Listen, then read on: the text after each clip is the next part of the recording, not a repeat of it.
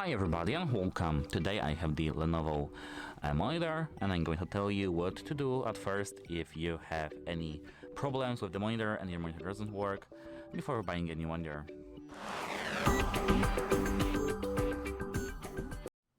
So the first thing I recommend, and the only thing I can recommend you, is to buy yourself the tester. As you can see, put this tester to this value here, and now take your power supply.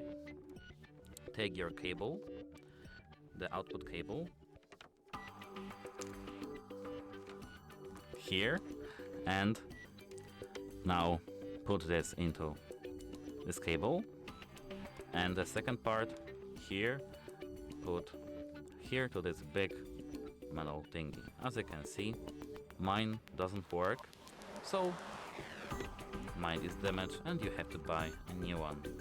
That's it, hope it helps you and goodbye.